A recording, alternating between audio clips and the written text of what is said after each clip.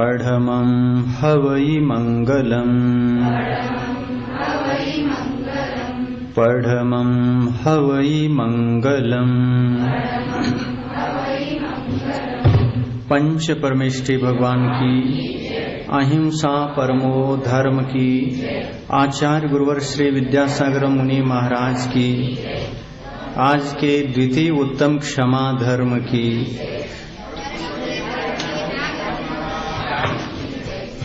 उत्तम त्याग धर्म की, उत्तम यानंदो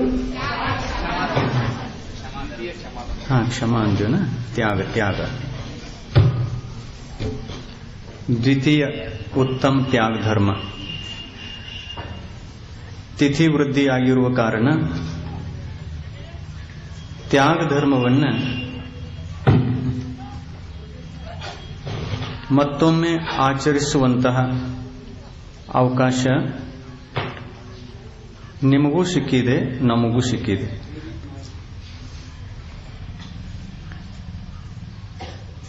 ನಮಗೆ ಧರ್ಮೋಪದೇಶದ ಅವಕಾಶ, ನಿಮಗೆ ಪೂಜೆಯ ಅವಕಾಶ. ಇವತ್ತು ಯಾವ ಧರ್ಮದ ಪೂಜೆಯನ್ನು ಮಾಡಿದ್ರಿ? ತ್ಯಾಗ ಧರ್ಮದ ಪೂಜೆಯನ್ನು ಮಾಡಿದ್ರಿ. ನಿನ್ನೆಯೂ ಕೂಡ ತ್ಯಾಗ ಧರ್ಮದ ಪೂಜೆಯಾಗಿತ್ತು. ನಾಳೆ ಅಕಿಂಚನ್ಯ ಧರ್ಮದ ಪೂಜೆ ಇದೆ. ಅಕಿಂಚನ್ಯ ಧರ್ಮದ ಬಗ್ಗೆ ಉಪದೇಶನೂ ಕೂಡ ನಾಳೆ.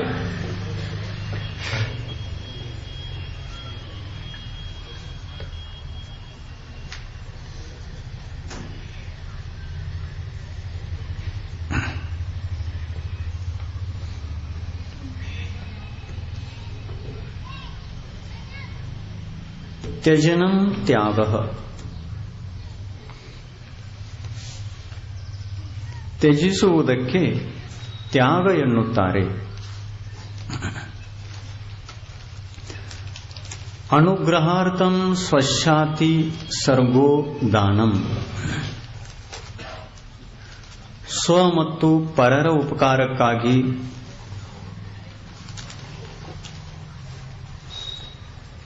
ಉಪಕಾರದ ವಸ್ತುವನ್ನು ಬೇರೆಯವರಿಗಾಗಿ ಕೊಡುವುದು,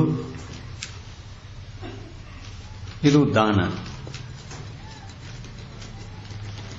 ದಾನ ಅಂದರೆ ತ್ಯಾಗ ಅಲ್ಲ, ತ್ಯಾಗ ಅಂದರೆ ದಾನ ಅಲ್ಲ.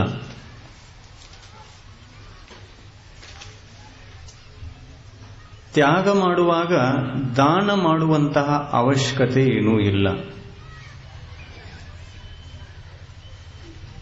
ದಾನ ಮಾಡುವಾಗ ತ್ಯಾಗ ಮಾಡುವಂತ ಅವಶ್ಯಕತೆಯೂ ಇಲ್ಲ. ಆದರೂ ದಾನವನ್ನು ಮಾಡುವಾಗ ಎಷ್ಟು ಪ್ರಮಾಣದಲ್ಲಿ ಯಾವ ವಸ್ತುವಿನ ದಾನ ಆಗ್ತದೆ ಅಷ್ಟು ಪ್ರಮಾಣದಲ್ಲಿ ಅದಕ್ಕೆ ನಾವು ದಾನ ಅಂತಲೂ ಹೇಳಬಹುದು, ತ್ಯಾಗ ಅಂತಲೂ ಹೇಳಬಹುದು.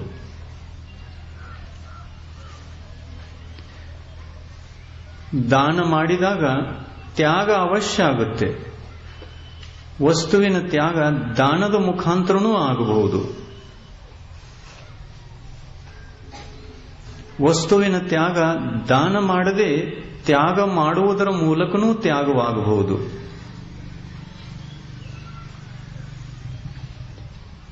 ತ್ಯಾಗ ಅಂದರೆ ಏನು? ವಸ್ತು ನನ್ನದಲ್ಲ ಎಂದು ಸಂಕಲ್ಪ ಮಾಡಿಕೊಂಡು ಆ ವಸ್ತುವನ್ನು ಅಲ್ಲಿಯೇ ಬಿಟ್ಟುಕೊಟ್ಟು ಹೋಗುವುದಕ್ಕೆ ತ್ಯಾಗ ಅಂದರು. ವಸ್ತು ನನ್ನದಲ್ಲ, ಇಲ್ಲಿವರೆಗೆ ನನ್ನದಿತ್ತು, ಆದರೆ ಇದು ನನ್ನದಲ್ಲ ಅನ್ನುವಂಥದ್ದು ಗೊತ್ತಾದಾಗ, ನನ್ನದ ಅಲ್ಲ ಅಂತ ಗೊತ್ತಾದಾಗ ಆ ವಸ್ತುವನ್ನು ಯಾರಿಗಾದರೂ ಕೊಡಬೇಕು ಅನ್ನುವಂಥ ಪ್ರಶ್ನೆ ಬರೋಲ್ಲ. ಏನು ಕೊಟ್ಟು ಹೋಗಬೇಕು? ನನ್ನದಲ್ಲ ಅಂತನ್ನುವಾಗ ಕೊಡಲೇಬೇಕು, ಯಾರಿಗಾದರೂ ಮುಟ್ಟಿಸಿ ಹೋಗಬೇಕು, ಅದನ್ನ ಯಾರ ಜವಾಬ್ದಾರಿಯ ಮೇಲೆ ಬಿಟ್ಟು ಹೋಗಬೇಕು ಅನ್ನುವಂಥ ಅವಶ್ಯಕತೆ ಏನೂ ಇಲ್ಲ. ವಸ್ತು ನನ್ನದಲ್ಲ ಅಂತಂದಾಗ ಅದನ್ನು ಕೊಡುವಂಥ ಅವಶ್ಯಕತೆ ಇಲ್ಲ. ನನ್ನದಲ್ಲ ಅನ್ನುವುದೇ ತ್ಯಾಗ. ತ್ಯಜನಂ ತ್ಯಾಗ.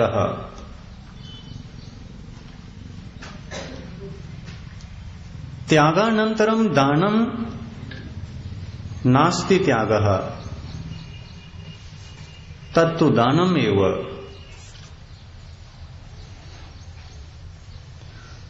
ತ್ಯಾಗ ಮಾಡಿದ ನಂತರ ಕೊಡುವಂತ ಅವಶ್ಯಕತೆ ಇಲ್ಲ. ಅದು ಅಲ್ಲೇ ಉಳಿಯಬೇಕು, ಅಲ್ಲೇ ಇರಬೇಕು. ವಸ್ತು ನನ್ನದೂ ಅಲ್ಲ, ವಸ್ತು ಇದು ಪರ ಯಾರದ್ದೂ ಅಲ್ಲ. ಯಾರದ್ದಿದೆ? ಈ ಗಡಿಯಾರ ಯಾರದ್ದು?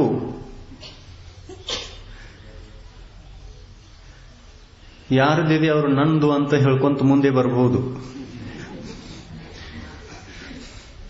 ಇದು ನನ್ನದು, ನೀವು ಪ್ರವಚನ ಆಗುವ ತನಕ ಇಟ್ಟಿದ್ದೇವೆ, ಆಮೇಲೆ ಇದು ನಮ್ಮದೇ, ಇಲ್ಲಿ ಇಟ್ಟಿದ್ರು ಕೂಡ ನಮ್ಮದೇ, ನೀವು ಪ್ರವಚನ ಆದ ನಂತರವೂ ಕೂಡ ನಮ್ಮದೇ ಅಂತ ನೀವು ಅನ್ನಬಹುದು. ಆದರೆ ಆ ಗಡಿಯಾರ ನನ್ನದು ನನ್ನದು ನನ್ನದು ಅನ್ನತಕ್ಕಂತಹ ಯಾವ ಒಂದು ಹೇಳಿಕೆ ಇದೆ, ಆ ಹೇಳಿಕೆಯ ಮೇಲೆ ಸ್ವಲ್ಪ ಚಿಂತನೆ ಮಾಡಿಕೊಂಡು, ಯೋಚನೆ ಮಾಡಿಕೊಂಡು ಒಂದು ನಿರ್ಣಯಕ್ಕೆ ಬಂದಾಗ ನಿಜವಾಗಲೂ ಈ ಗಡಿಯಾರ ಯಾರದು ಅನ್ನತಕ್ಕಂಥ ನಿರ್ಣಯವಾದಾಗ ನಾವೇನಂತೇವೆ ಅಂತಂದ್ರೆ, ಈ ಗಡಿಯಾರ ನನ್ನದೂ ಅಲ್ಲ, ಇದನ್ನೇ ಅನ್ನಬೇಕು, ಇದನ್ನೇ ಅನ್ನಬೇಕಾಗುತ್ತದೆ. ಎಲ್ಲರೂ ಇದನ್ನೇ ಅಂದರು, ಚಕ್ರವರ್ತಿಗಳು ಕೂಡ ಇದನ್ನೇ ಅಂದರು, ತೀರ್ಥಂಕರು ಕೂಡ ಇದನ್ನೇ ಅಂದರು. ನಮಗೂ ಅದನ್ನೇ ಅನ್ನಬೇಕಾಯ್ತು, ನಿಮಗೂ ಅದನ್ನೇ ಅನ್ನಬೇಕಾಗುತ್ತದೆ. ಮತ್ತು ಇದನ್ನ ಅನ್ನಲಿಲ್ಲ ಅಂತಂದ್ರೆ ನೀವು ಸುಳ್ಳು, ಬಹಳ ಸುಳ್ಳು ಮಾತಾಡ್ತೀರಿ. ಯಾಕ್ರೆ ನಾವು ಅದಕ್ಕೆ 100 ರೂಪಾಯಿ ಕೊಟ್ಟು ಅಂಗಡಿಯನ್ನು ತಂದಿದ್ವಿ ಅಂದಮೇಲೆ ನಮ್ದಲ್ಲದ. ನೀವು ರೊಕ್ಕ ಕೊಟ್ಟು ತಂದಿದ್ರು ಕೂಡ, ನಿಮ್ಮ ಕೈಯಿಂದ ತಂದು ನೀವು ಮನೆಯಲ್ಲಿಟ್ಟಿದ್ರು ಕೂಡ, ಅದನ್ನ ಇಲ್ಲಿ ನಮ್ಮ ಮುಂದೆ ತಂದಿಟ್ಟಿದ್ರು ಕೂಡ ನೀವು ಸುಳ್ಳ ಮಾತಾಡ್ತಾ ಇದ್ದೀರಿ. ಪರವಸ್ತು ನನ್ನದು ಅನ್ನುವಂಥದ್ದೇ ಸುಳ್ಳು. ನನ್ನದು ನನ್ನದು ನನ್ನದು ಅಂತ ಯಾವ ಯಾವ ವಸ್ತುಗಳ ಹಿಂದೆ ನನ್ನದು ಅಂತಕ್ಕಂತಹ ಬುದ್ಧಿ ಇದೆ ಈ ಆತ್ಮನಿಗೆ, ಇದನ್ನು ಯೋಚನೆ ಮಾಡಬೇಕು.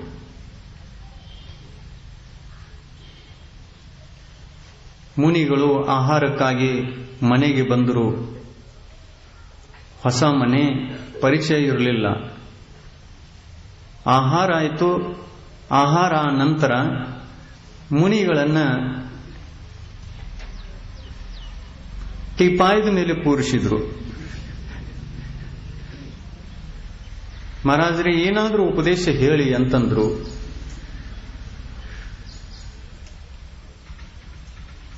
ಏನಾದರೂ ಸ್ವಲ್ಪ ಚರ್ಚೆ ಮಾಡಿ. ಮುನಿಗಳು ಏನಂದ್ರು, ನೀವೇ ಏನಾದರೂ ಕೇಳಿ ಅಂತಂದ್ರು. ಏನಾದರೂ ಕೇಳಿದ್ರೆ ಶಂಕಾ ಸಮಾಧಾನ ಇದ್ರೆ ನಾವು ಶಂಕಾ ಸಮಾಧಾನ ಮಾಡಬಹುದು, ಏನಾದರೂ ಶಂಕಾ ಪ್ರಶ್ನೆ ಇದ್ರೆ ಕೇಳಬಹುದು. ಮಹಾರಾಜರು ನಾವು ಏನು ಅಧ್ಯಯನ ಮಾಡಿಲ್ಲ, ಏನ್ ಕೇಳೋಣ? ಕೇಳುವುದಕ್ಕೆ ಅಧ್ಯಯನ ಬೇಕಾಗಿಲ್ಲ, ಏನೂ ಕೇಳಬಹುದು. ಕೇಳುವಂತ ಪ್ರಶ್ನೆಗಳು ಸಾವಿರಾರಿದ್ರೂ ಕೂಡ ನಾವು ಕೇಳಲಿಕ್ಕೆ, ತಿಳ್ಕೊಳ್ಳಿಕ್ಕೆ ಪ್ರಯತ್ನ ಪಡೋಲ್ಲ. ಸ್ವಾಧ್ಯಾಯ ಇಲ್ಲದಂತಹ ಜನರಿಗೆ ಹೆಚ್ಚು ಪ್ರಶ್ನೆಗಳಿರಬೇಕು. ಸ್ವಾಧ್ಯಾಯ ಇದ್ದವರಿಗೆ ಎಲ್ಲಿ ಪ್ರಶ್ನೆ? ಸ್ವಾಧ್ಯಾಯ ಮಾಡುವುದರಿಂದ ಎಲ್ಲಾ ಪ್ರಶ್ನೆಗಳ ನಿವಾರಣೆ ಸ್ವಾಧ್ಯಾಯ ಮುಖಾಂತರ ಆಗಿ ಹೋಗ್ತಾವ ಅಂದಮೇಲೆ ಕಡಿಮೆ ಪ್ರಶ್ನೆಗಳು ಸ್ವಾಧ್ಯಾಯ ಮಾಡುವವರಲ್ಲಿರಬೇಕು, ಯಾರು ಸ್ವಾಧ್ಯಾಯ ಮಾಡಿಲ್ಲ ಅವರಲ್ಲಿ ಜಾಸ್ತಿ ಪ್ರಶ್ನೆಗಳಿರಬೇಕು. ಹೌದಲ್ಲ? ನಮಗೆ ಏನು ಗೊತ್ತಿಲ್ಲ ಅಂತಂದ್ರೆ ಪ್ರತಿಯೊಂದರಲ್ಲಿ ಶಂಕ ಇದೆ. ನಮೋಕಾರ ಮಂತ್ರ ಏನು ಗೊತ್ತಿದೆ, ಮತ್ತೆ ಕೇಳ್ತಾ ಯಾಕಿಲ್ಲ? ಪ್ರಶ್ನೆ ಇಲ್ಲಿದ ಇದೆ, ಆದ್ರೆ ನಾವು ಕೇಳಲಿಕ್ಕೆ ಪ್ರಯತ್ನ ಪಡೋಲ್ಲ. ನಾವು ಸ್ವಾಧ್ಯಾಯ ಏನಿಲ್ಲ, ನಮಗೆ ಕೇಳಕ ಬರೋಲ್ರಿ ಅಂತ. ಮತ್ ನಾವು ಹೋದ ನಂತರ ಮನೆಯವರಿಗೆ ಎಷ್ಟು ಪ್ರಶ್ನೆ ಮಾಡ್ತೀರಿ ಅಂತಂದ್ರೆ, ಧರ್ಮ ಹಿಂಗ್ಯಾಕ ಹಂಗ್ಯಾಕ, ಮಹಾರಾಜರು ಹಿಂಗ್ಯಾಕ ಹೋದ್ರು, ಹಂಗ್ಯಾಕ್ ಬಂದ್ರು, ತಿರ್ಗ್ಯಾಕ ಹೋದ್ರು, ಅಲ್ಲಿ ತಗೊಳ್ಳಿಲ್ಲ ಯಾಕ, ಇವೆಲ್ಲ ಪ್ರಶ್ನೆಗಳಲ್ಲ. ಧರ್ಮದ ವಿಷಯದಲ್ಲಿ ಸಾವಿರಾರು ಪ್ರಶ್ನೆಗಳಿದ್ರೂ ಕೂಡ ನಾವು ಪ್ರಶ್ನೆಗಳಿಗೆ ಉತ್ತರವನ್ನು ಹುಡುಕಲಿಕ್ಕೆ ಪ್ರಯತ್ನ ಪಡೋಲ್ಲ. ಎಂಥ ಪ್ರಶ್ನೆ ಇದ್ರೂ ಏನು, ಸಾಂಸಾರಿಕ ಪ್ರಶ್ನೆ ಇದ್ರೇನು ಮತ್ತು ಧಾರ್ಮಿಕ ಪ್ರಶ್ನೆ ಇದ್ರೇನು. ಸಾಂಸಾರಿಕ ಪ್ರಶ್ನೆಗಳು ಕೂಡ ಧರ್ಮಕ್ಕೆ ಸಂಬಂಧಪಡುವಂತಹ ಪ್ರಶ್ನೆಗಳಿರ್ತವೆ. ಏನ್ ಕೇಳೋದು, ಮಹಾರಾಜರೇ ನಾವು ಹಿಂಗ ಸಂಸಾರದೊಳಗೆ ಯಾಕಿದ್ದೇವೆ, ನೀವು ಆ ತರ ಯಾಕಿದ್ದೀರಿ ಮತ್ತು ನಾವು ಈ ತರ ಯಾಕೆ? ಇದು ಸಂಸಾರಕ್ಕೆ ಸಂಬಂಧ ಪಡುವಂತಹ ಪ್ರಶ್ನೆ ಅಲ್ಲ. ನಾವು ಸಂಸಾರದೊಳಗೆ ಯಾಕಿದ್ದೀವಿ ಅಂತ ಕೇಳುವಂಥದ್ದು. ಅದನ್ನಾದ್ರೂ ಕೇಳಬಹುದಲ್ಲ. ಇಲ್ಲ, ನಾವು ಸ್ವಾಧ್ಯಾಯ ಮಾಡಿಲ್ರಿ, ಏನು ಕೇಳಲಿಕ್ಕೆ ಬರೋಲ್ಲ. ಪ್ರಶ್ನೆಗಳನ್ನ ಕೇಳುವುದಕ್ಕೆ ಸ್ವಾಧ್ಯಾಯ ಬೇಕಾಗಿಲ್ಲ. ಎಂಥ ಪ್ರಶ್ನೆ ಬೇಕಾದರೂ ಕೇಳಬಹುದು. ಕೊನೆಗೆ ಅವ್ರು ಕೇಳಲಿಲ್ಲ ಅಂತಂದ್ರೆ ನಮಗೆ ಕೇಳುವ ಪ್ರಶ್ನೆ ಬಂದ್ಬಿಡುತ್ತೆ. ನಾವೇನ್ ಕೇಳ್ತೀವಿ ಅಂತಂದ್ರೆ, ಅವರಿಗೆ ಹೊಸದಾಗಿ ಬಂದಿದ್ದೇವೆ, ಹೊಸದಾಗಿ ಮೊದಲನೇ ಸಲ ಆಹಾರ ಆಗಿದೆ, ಅದಕ್ಕಾಗಿ ಮನೆ ಯಾರ್ದು ಅಂತ ಕೇಳ್ತೀವಿ ನಾವು. ಮಹಾರಾಜರು ನಿಮ್ಗೆ ಗೊತ್ತಿಲ್ರಿ, ನಮ್ದಿಲ್ರಿ.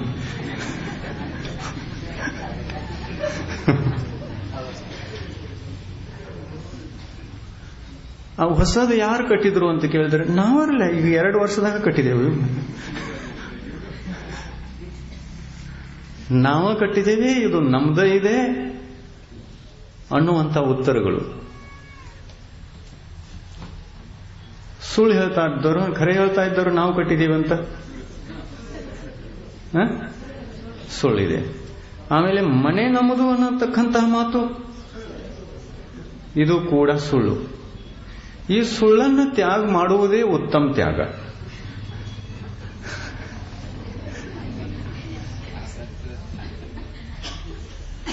ಚಿಂತನ ಆಯ್ತಾ? ಉತ್ತಮ ತ್ಯಾಗ ಎಲ್ಲಿರ್ತದೆ ಅಂತಂದ್ರೆ, ಈ ಸುಳ್ಳನ್ನ ಯಾರು ತ್ಯಾಗ ಮಾಡುತ್ತಾರೆ ಅವರ ಬದುಕಿನಲ್ಲಿ ಉತ್ತಮ ತ್ಯಾಗ ಹುಟ್ಟಿಕೊಳ್ಳುತ್ತೆ. ಮತ್ತು ಯಾರು ಈ ಸುಳ್ಳನ್ನ ತ್ಯಾಗ ಮಾಡಲ್ಲ, ಸುಳ್ಳಿನ ಜೀವನವನ್ನ ಜೀವಿಸ್ತಿರ್ತಾರೆ, ಅವರಿಗೆ ಉತ್ತಮ ತ್ಯಾಗವನ್ನ ಪೂಜಕನಾಗು ಅಂತ ಹೇಳಿದ್ರು. ಪೂಜಕನಾಗು, ಪೂಜ್ಯನಾಗತಕ್ಕಂತಹ ಶಕ್ತಿ ಇಲ್ಲ, ಇನ್ನೂ ನೀನು ತಿಳಿದುಕೊಳ್ಳಲಿಲ್ಲ. ಸುಳ್ಳು ಯಾವುದು ಖರೆ ಯಾವುದು ಅನ್ನೋದು ಗೊತ್ತಾಗಲಿಲ್ಲ. ಅದಕ್ಕಾಗಿ ನೀನು ಪೂಜಿಸು. ಎಲ್ಲಿವರೆಗೆ ಪೂಜಿಸು ಅಂತಂದ್ರೆ, ಉತ್ತಮ ತ್ಯಾಗ ಬದುಕಿನಲ್ಲಿ ಬರುವ ತನಕ ಉತ್ತಮ ತ್ಯಾಗಿಗಳನ್ನು ಪೂಜಿಸು, ಉತ್ತಮ ತ್ಯಾಗ ಉಳ್ಳವರನ್ನ ಪೂಜಿಸು. ಯಾಕೆಂದ್ರೆ ಉತ್ತಮ ತ್ಯಾಗ ಧರ್ಮ ಯಾರ ಬದುಕಿನಲ್ಲಿ ಇದೆ ಅವರೇ ಮಂಗಲ, ಅವರೇ ಉತ್ತಮ, ಅವರೇ ಶರಣು ಹೋಗಲು ಯೋಗ್ಯ. 3 ಕಡಿಮೆ 9 ಕೋಟಿ ಮುನಿಗಳು ಉತ್ತಮ ತ್ಯಾಗ ಧರ್ಮವನ್ನ ಹೊಂದಿದವರು. ಇದರಲ್ಲಿ ಆರಿಕಾ ಮಾತಾಜಿಯವರು ಬಂದ್ರೇನು, ಐಲಕ್ಜಿ ಅವರು ಬಂದ್ರೇನು, ಚುಲ್ಲಕ್ಜಿ ಅವರು ಬಂದ್ರೇನು? ಇಲ್ಲ, ಅವರು ಇನ್ನೂ ಸುಳ್ಳಿದ್ದಾರೆ. ಸುಳ್ಳು ಬಿಡಲಿಕ್ಕೆ ಪ್ರಯತ್ನ ಮಾಡ್ತಾ ಇದ್ದಾರೆ, ಅಭ್ಯಾಸ ಮಾಡ್ತಾ ಇದ್ದಾರೆ. ಆದರೆ ಸುಳ್ಳನ್ನ ಪೂರ್ತಿಯಾಗಿ ಬಿಡಲಿಕ್ಕೆ ಇನ್ನೂ ಆಗಿಲ್ಲ. ಗೊತ್ತಾಗಿದೆ ಇದು ಸುಳ್ಳಿದೆ ಅನ್ನೋದು. ಈ ಸುಳ್ಳನ್ನ ಸ್ವಲ್ಪ ಪ್ರಮಾಣದಲ್ಲಿ ಬಿಟ್ಟು ಬಹು ಪ್ರಮಾಣದಲ್ಲಿ ಇನ್ನೂ ಸುಳ್ಳಿನ ದಾರಿಯಲ್ಲಿದ್ದಾರೆ. ಅಲ್ಪ ತ್ಯಾಗ ಆಗಿದೆ. ಈ ಸುಳ್ಳಿನ ದಾರಿಯನ್ನು ನಡೆಯುವಾಗ ಪರಜೀವಿಗಳಿಗೂ ನೋವು ಇದೆ, ನಿಜಕ್ಕೂ ನಿಜ ಆತ್ಮನಿಗೂ ಕೂಡ ನೋವು ಇದೆ. ಆತ್ಮನಿಗೂ ಕೂಡ ಹಿಂಸೆ ಇದೆ, ಪರರಿಗೂ ಕೂಡ ಹಿಂಸೆ ಇದೆ, ನೋವಿದೆ. ಐಲಗ್ಜಿ ಅವರಿಗೆ ಕೇಳಿದ್ರೆ ಈ ಲಂಗೋಟಿ ಯಾರದು ಬಂತ ಉತ್ತರ, ನನ್ನದು. ಮಾತಾಜಿ ಅವರಿಗೆ ಕೇಳಿದ್ರೆ ಈ ಸಾಡಿ ಯಾರದು, ಅವ್ರದ್ದು ಅದೇ ಬರ್ತದೆ, ಇದು ನಮ್ಮ ಸಾಡಿ. ಮುನಿಗಳಿಗೆ ಕೇಳಿ ನೋಡಿ,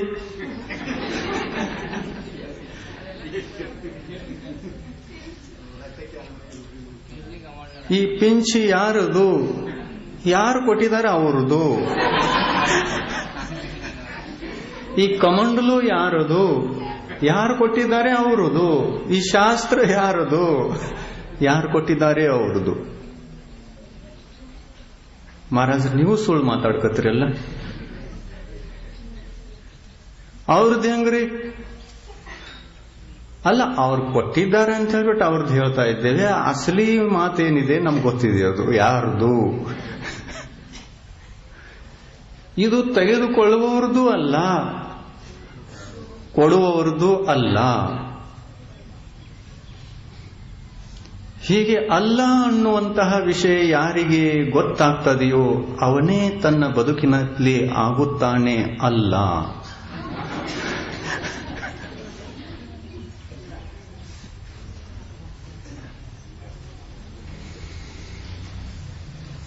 ಒಂದು ವೇಳೆ ನಾವು ಆ ಅವಸ್ಥೆಯನ್ನ ಪಡೆಯಲಿಲ್ಲ ಅಂತಂದ್ರೆ, ಇಲ್ಲಿ ಇದು ನನ್ನದು ನನ್ನದು ನನ್ನದು ಅನ್ನತಕ್ಕಂಥದ್ದು ಕೇವಲ ಹಲ್ಲ, ಗದ್ದಲ. ಇಲ್ಲಿ ಕೇವಲ ಗದ್ದಲಿದೆ. ಇದರೊಳಗೆ ಯಾವ ವಸ್ತು ನನ್ನದಲ್ಲ ಅಲ್ಲ ಆಗಿದ್ರೂ ಕೂಡ ಇದು ನನ್ನದು ನನ್ನದು ಅಂತ ಹೇಳಿ ಕೂತ್ಕೊಂಡಿದ್ದೇವೆ. ಇಲ್ಲಿ ಉತ್ತಮ ಕ್ಷಮ ಧರ್ಮದ ಉತ್ಪತ್ತಿ ಆಗುವುದಿಲ್ಲ. ಉತ್ತಮ ಮಾರ್ಗವನ್ನೂ ಆಗಲಿಕ್ಕೆ ಸಾಧ್ಯವಿಲ್ಲ. ಪರವಸ್ತು ನನ್ನದನ್ನುವಂತಹ ವ್ಯಕ್ತಿ ಆ ವಸ್ತುವನ್ನು ಇಟ್ಟುಕೊಳ್ಳುತ್ತಾನೋ ಅಥವಾ ಇಲ್ಲ, ಅದರ ವಿಷಯದಲ್ಲಿ ಸ್ವಾಮಿತ್ವ ಬುದ್ಧಿಯನ್ನು ಹೊಂದಿರುತ್ತಾನೆಯೋ ಅಥವಾ ಇಲ್ಲ? ಸ್ವಾಮಿತ್ವವನ್ನು ಹೊಂದಿರ್ತಾನೆ. ಸ್ವಾಮಿತ್ವವನ್ನು ಹೊಂದಿದ ತಕ್ಷಣ ನೋವು ಶುರು ಆಯಿತು, ನೋವು ಹಿಂಸೆ ಶುರು ಆಯಿತು. ಒಳಹಿಂಸೆ ಹೊರಹಿಂಸೆ ಎರಡೂ ಪ್ರಾರಂಭವಾಯಿತು. ಒಂದು ಲಂಗೋಟಿ ಇದ್ರೂ ಪ್ರಾರಂಭವಾಯಿತು, ಒಂದು ಸಾಡಿ ಇದ್ರೂ ಪ್ರಾರಂಭವಾಯಿತು. ಚೇತನಾಚೇತನ 10 ವಸ್ತುಗಳು, ಭೇದ ವಿವಕ್ಷೆಯಿಂದ 10 ವಸ್ತುಗಳು ಇದ್ರೂ ಕೂಡ ಪ್ರಾರಂಭವಾಯಿತು. ಅಭೇದ ರೂಪದಿಂದ ಪರಿಗ್ರಹ 1. ಹೀಗೆ ಒಂದು ಪರಿಗ್ರಹ ಯಾವುದಾದರೂ ಇದ್ರೂ ಕೂಡ ಪ್ರಾರಂಭವಾಯಿತು. ಒಟ್ಟಿನಲ್ಲಿ ಹಿಂಸೆ ಆಯಿತು. ಹಿಂಸೆ ಎಲ್ಲಿಂದ ಪ್ರಾರಂಭವಾಗ್ತದೆ ಅಂತಂದ್ರೆ, ಹಿಂಸೆಯ ಆರಂಭ ಪರಿಗ್ರಹದಿಂದ ಆಗುತ್ತೆ. ಎಲ್ಲಿ ಪರಿಗ್ರಹ ಬಂತೋ ಅದೇ ದಿವಸ, ಅಲ್ಲಿಂದ ಅದೇ ದಿವಸದಿಂದ ಹಿಂಸೆ ಪ್ರಾರಂಭವಾಯಿತು. ಅದಕ್ಕಾಗಿ ನಾವು ಪಂಚಪಾಪಗಳಲ್ಲಿ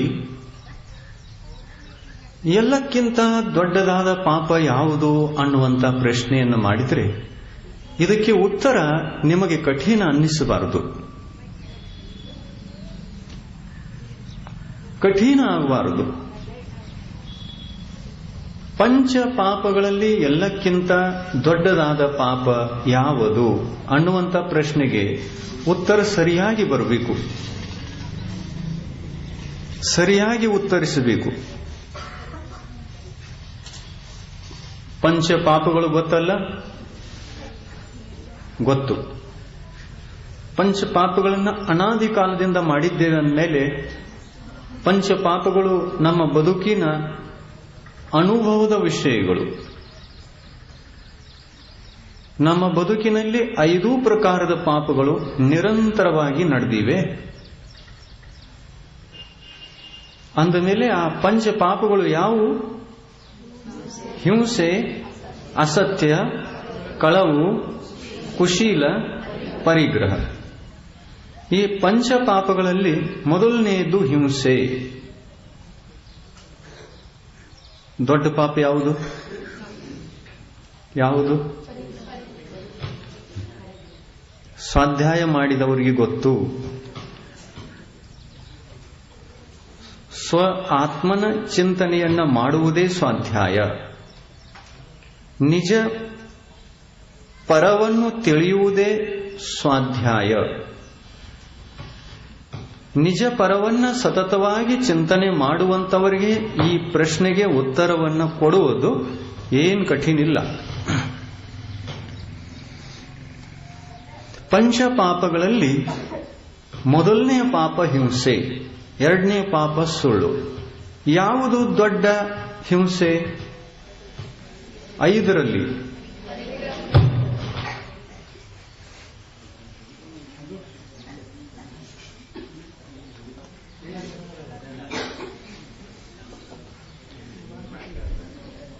ಯಾವುದು ಹಿಂಸೆ? ಪರಿಗ್ರಹ. ಪರಿಗ್ರಹ ಎಲ್ಲ ಪಾಪಗಳಲ್ಲಿ ದೊಡ್ಡ ಪಾಪ.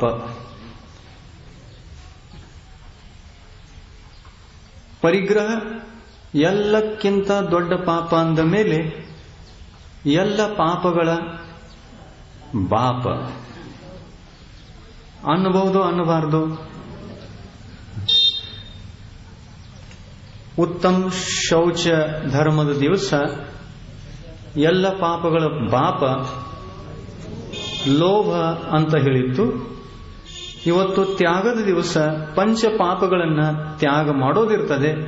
ಆದ್ದರಿಂದ ಪಂಚ ಪಾಪಗಳಲ್ಲಿ ಎಲ್ಲಾ ಪಾಪಗಳ ಬಾಪ ಯಾವುದು ಅಂತಂದ್ರೆ ಪರಿಗ್ರಹ. ಪರಿಗ್ರಹ ಅಂದ ತಕ್ಷಣ ಒಂದು ಶಬ್ದ ನಮ್ಮ ಕಣ್ಮುಂದೆ ಬರ್ತದೆ, ಪರಿಗ್ರಹ. ಒಂದೇ ಶಬ್ದ ಬರ್ತದೆ.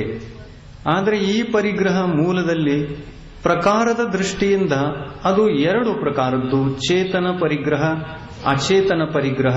ಇದು ಬಾಹ್ಯ ಪರಿಗ್ರಹ. ಅಂತರಂಗದಲ್ಲಿ ನಮ್ಮ ಆತ್ಮನಲ್ಲಿಯೇ ಹುಟ್ಟಿಕೊಳ್ಳುವಂಥದ್ದು,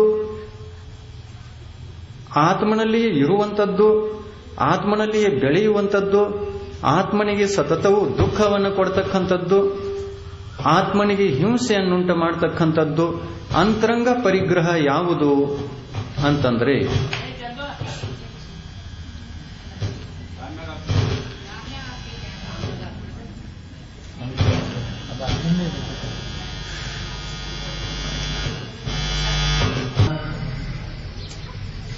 ದೊಡ್ಡದಾದ ಪಾಪ.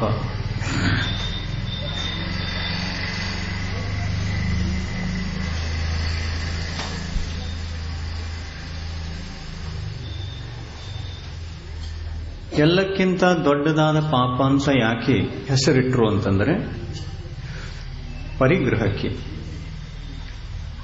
ಇದು ಎಲ್ಲ ಪಾಪಗಳ ಜನಕ, ಎಲ್ಲ ಪಾಪಗಳ ಉತ್ಪತ್ತಿಯ ಮಾಧ್ಯಮ. ಮೊದಲಿನ 4 ಪಾಪಗಳ ಉತ್ಪತ್ತಿ ಪರಿಗ್ರಹ ಇಲ್ಲದೆ ಆಗ್ತದೆ ನೋಡಿ. ಮೊದಲನೇ ಪಾಪ ಹಿಂಸೆ. ಹಿಂಸೆ ಆಗಬೇಕು. ಸ್ವ ಆತ್ಮಹಿಂಸೆ, ಪರ ಜೀವಿಗಳ ಪ್ರಾಣ ಹಿಂಸೆ ಆಗಬೇಕು ಅಂತಂದ್ರೆ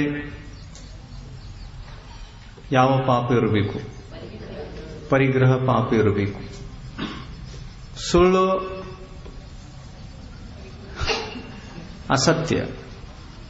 ಅಸತ್ಯ ಮಾತನಾಡುವುದು, ಯಾವುದು ನನ್ನದಲ್ಲವೋ ಅದನ್ನು ನನ್ನದು ಅನ್ನುವುದು ಅಸತ್ಯ ಅಲ್ಲ. ಇದು ಎಷ್ಟು ದೊಡ್ಡ ಸುಳ್ಳು, ಎಷ್ಟು ದೊಡ್ಡ ಸುಳ್ಳು. ಯಾವುದು ನನ್ನದ ಅಲ್ಲವೇ ಅಲ್ಲ ಅದನ್ನು ನನ್ನದು ಅಂತ ಹೇಳ್ತೀವಲ್ಲ, ಇದು ನಮ್ಮದು. ಇದು 100% ಸುಳ್ಳು ಐತೋ ಅಥವಾ 99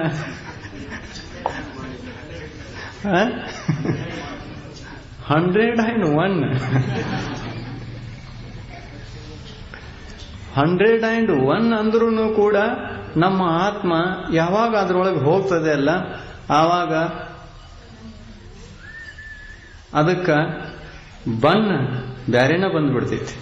101 ಅಂದ್ರೂ ಕೂಡ ಅಲ್ಲಿ ಹೋದ ನಂತರ ಬದಲಾಯಿಸೇ ಬಿಡ್ತೈತಿ. ಪರಿಗ್ರಹ ಎಲ್ಲಕ್ಕಿಂತ ದೊಡ್ಡದಾದ ಪಾಪು ಯಾಕೆ ಹೇಳಿದ್ರಂತಂದ್ರೆ, ಈ ಜೀವ ಭ್ರಮೆಯಲ್ಲಿದೆ. ಯಾವುದು ನನ್ನ ಸಂಪತ್ತಿ ಅಲ್ಲವೋ ಆ ಸಂಪತ್ತಿ ನನ್ನದು, ಯಾವುದು ನನ್ನ ವಸ್ತು ಅಲ್ಲವೋ ಆ ವಸ್ತು ನನ್ನದು. ಶರೀರದಿಂದ ಹಿಡಿದುಕೊಂಡು ಬಾಹ್ಯ ಪರಿವಾರ ವಸ್ತುಗಳನ್ನು ಕಣ್ಣಿನಿಂದ ನೋಡಿ, ಕಣ್ಣಿನಿಂದ ಕಾಣುವ ವಸ್ತುಗಳಿಗೆ ನನ್ನದು ಅನಾದಿ ಕಾಲದಿಂದ ಈ ಜೀವ ಹೇಳ್ತಾ ಬಂದಿದ್ದಾನೆ.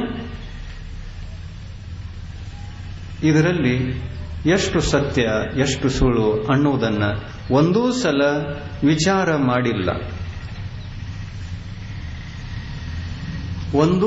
ವಿಚಾರ ಮಾಡಿಲ್ಲ.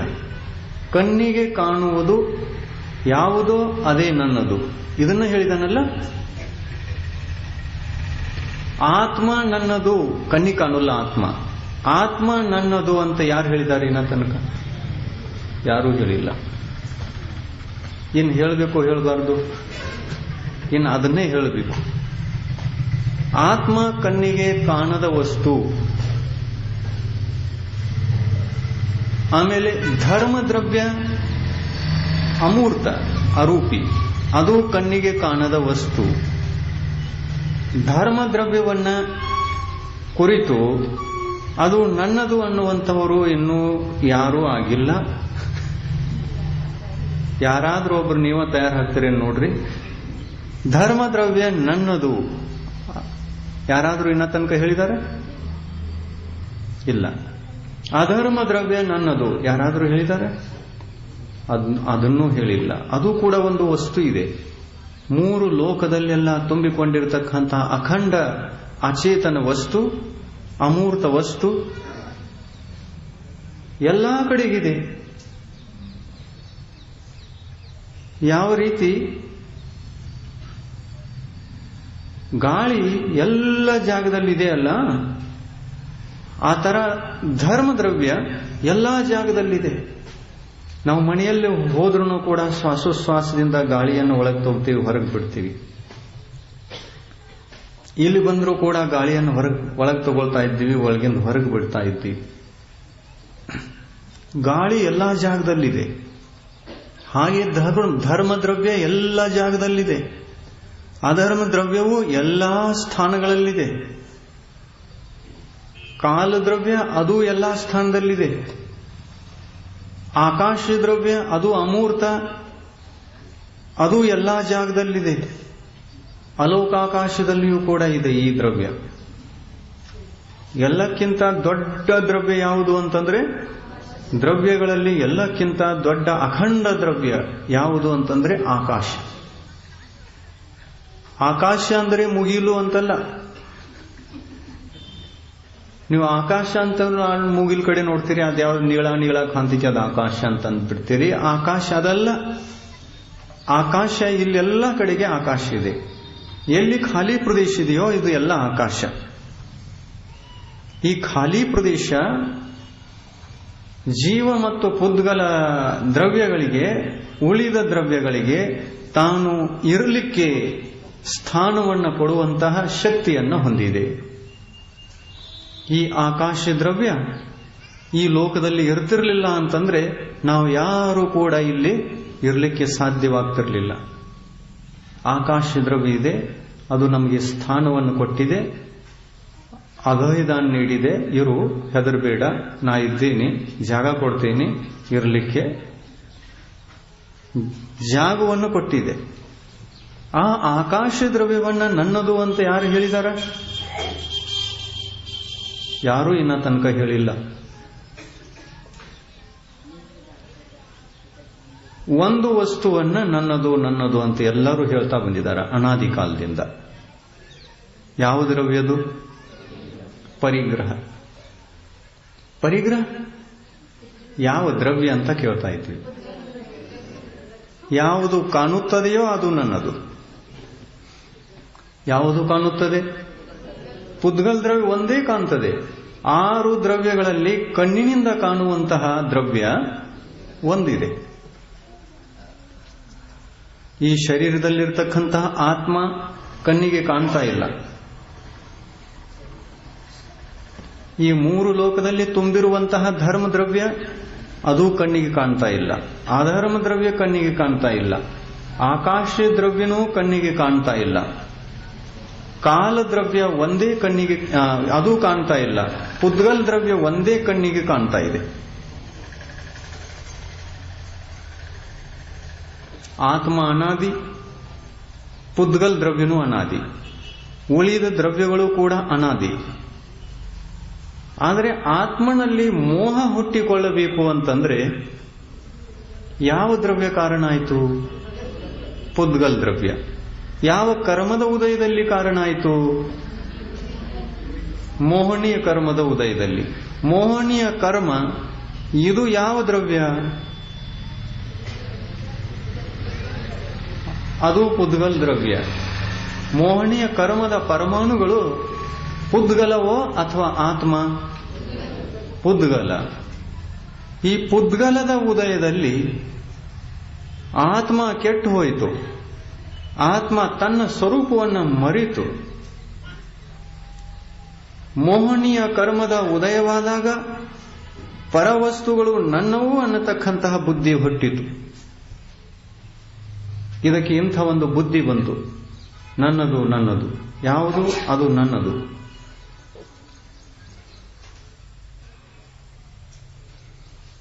ಪರವಸ್ತುಗಳು ಆತ್ಮನ ವಸ್ತುಗಳಾಗಲಿಕ್ಕೆ ಸಾಧ್ಯತೆಯೇನು?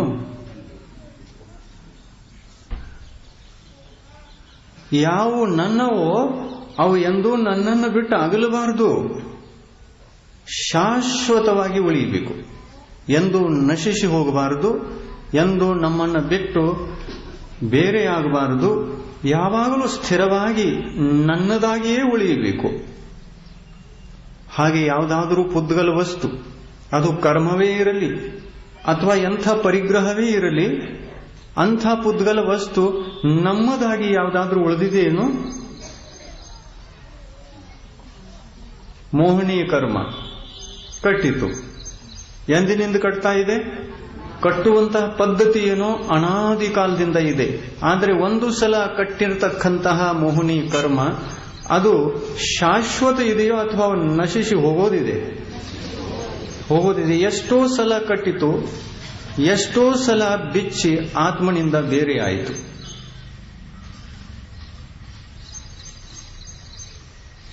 ಮಿಥ್ಯಾತು ಕರ್ಮ, ಕ್ರೋಧ ಕರ್ಮ, ಮಾನ ಕರ್ಮ, ಮಾಯಾಕರ್ಮ, ಲೋಭ ಕರ್ಮ. ಲೋಭವನ್ನುಂಟು ಮಾಡಿಸತಕ್ಕಂಥ ಈ ಮೋಹನಿ ಕರ್ಮಗಳು 4 ಪ್ರಕಾರದವುಗಳು.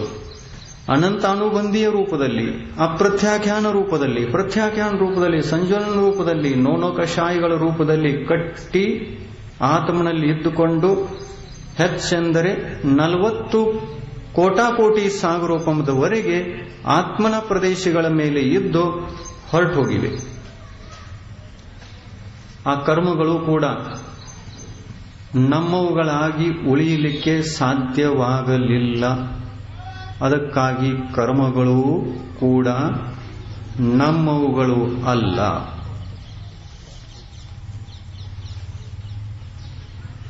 ಆಮೇಲೆ ಮೋಹಿನಿ ಕರ್ಮ ಒಂದೇ ಕಟ್ಟಿದೆಯೇನು? ಹಾಗೇನಿಲ್ಲ, 8 ಕರ್ಮಗಳು ಕಟ್ಟಿವೆ. ಅದರೊಳಗೆ ಒಂದು ನಾಮಕರ್ಮವೂ ಕೂಡ ಕಟ್ಟಿದೆ. ಅದು ಕೂಡ ಪುದ್ಗಲ್ ಪರಮಾಣುಗಳ ಪಿಂಡ, ಕಾರ್ಮನ ಶರೀರ. ಆ ನಾಮಕರ್ಮದ ಉದಯವಾದಾಗ ಈ ಜೀವಿಗೆ ಹೊಸ ಹೊಸ ಶರೀರ ಸಿಕ್ಕಿತು. ಒಮ್ಮೆ ಔದಾರಿಕ ಶರೀರ ಸಿಕ್ಕರೆ ಇನ್ನೊಮ್ಮೆ ವೈಕ್ರಿಕ ಶರೀರ. ಮುಖ್ಯವಾಗಿ ಬಾರಿ ಬಾರಿಗೆ ಸಿಗುವಂತಹ ಶರೀರಗಳೆರಡೇ, ಔದಾರಿಕ ಶರೀರ, ವೈಕ್ರಿಕ ಶರೀರ. ಔದಾರಿಕ ಶರೀರ, ವೈಕ್ರಿಕ ಶರೀರ. ಸ್ವರ್ಗದಲ್ಲಿ ಹುಟ್ಟಿದಾಗ ಯಾವ ಶರೀರ ಸಿಕ್ಕಿತು? ವೈಕ್ರಿಕ ಶರೀರ. ನರಕದಲ್ಲಿ ಹುಟ್ಟಿದಾಗ ವೈಕ್ರಿಕ ಶರೀರ. ವ್ಯತ್ಯಾಸ ಇಷ್ಟೇ, ಸ್ವರ್ಗದಲ್ಲಿ ಹೋದಾಗ ಶುಭ ವೈಕ್ರಿಕ ಶರೀರ, ನರಕದಲ್ಲಿ ಹೋದಾಗ ಅಶುಭ ವೈಕ್ರಿಕ ಶರೀರ ಸಿಕ್ಕಿತು. ಮನುಷ್ಯಗತಿಗೆ ಬಂದಾಗ ಔದಾರಿಕ ಶರೀರ, ತಿರ್ಯಂಚಗತಿಯ ಯಾವ ಯೋನಿಯಲ್ಲಿ ಜನ್ಮ ತಾಳಿದರೂ ಕೂಡ ನಮಗೆ ಔದಾರಿಕ ಶರೀರವೇ ಸಿಕ್ಕಿತು. ಈ 2 ವಿಧ ಶರೀರಗಳು, ಔದಾರಿಕ ಮತ್ತು ವೈಕ್ರಿಕ ಶರೀರಗಳು, ಯಾವ ಕರ್ಮದ ಫಲಗಳು? ನಾಮಕರ್ಮದ ಫಲಗಳು. ನಾಮಕರ್ಮ ಯಾಕೆ ಕಟ್ಟಿತು?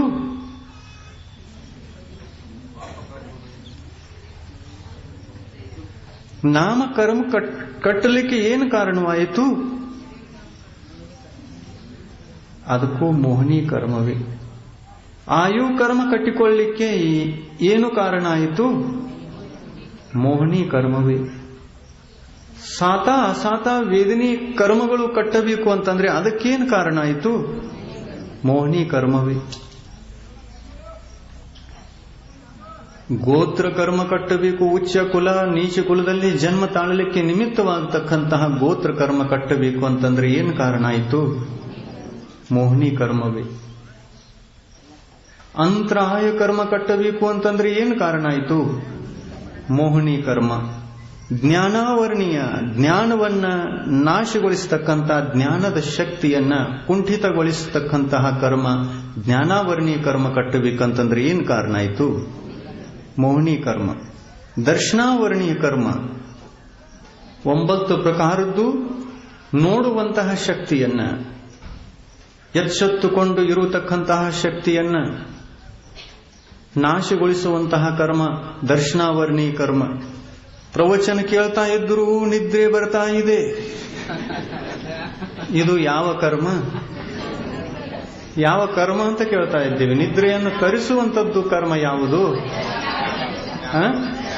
ದರ್ಶನಾವರ್ಣೀಯ ಕರ್ಮ. ದರ್ಶನಾವರ್ಣೀಯ ಕರ್ಮದಲ್ಲಿ ಯಾವ ಕರ್ಮ? 5 ಪ್ರಕಾರದ ನಿದ್ರೆಗಳಲ್ಲಿ ಯಾವುದಾದ್ರೂ ಒಂದು ನಿದ್ರೆ ದರ್ಶನಾವರ್ಣೀಯ ಕರ್ಮ.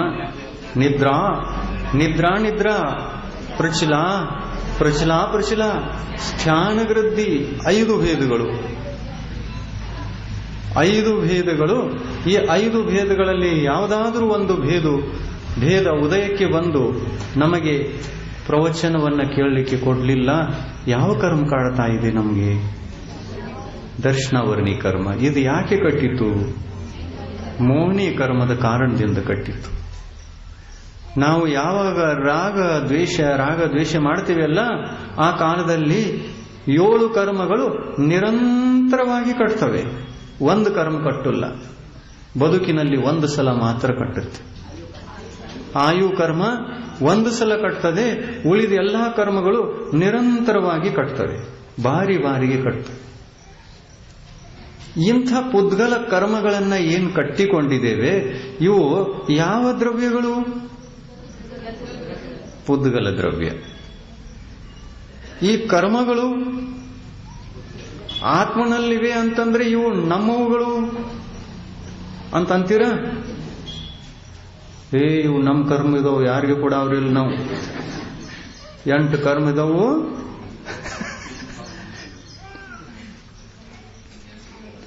ಅಂತರಾಯ ಕರ್ಮದ ಉದಯದಲ್ಲಿ, ಅಂತರಾಯ ಕರ್ಮದ ಕ್ಷಯೋಕ್ಷಮದಿಂದ ಪರವಸ್ತುಗಳ ಲಾಭವಾಗುತ್ತದೆ ಈ ಜೀವಕ್ಕೆ. ಭೋಗೋಪಭೋಗ ಸಾಮಗ್ರಿ, ಈ ವಸ್ತುಗಳ ಲಾಭವಾಗಬೇಕು ಅಂತಂದ್ರೆ ಅಂತರಾಯ ಕರ್ಮದ ಕ್ಷಯೋಕ್ಷಮ ಆಗಿರಬೇಕು.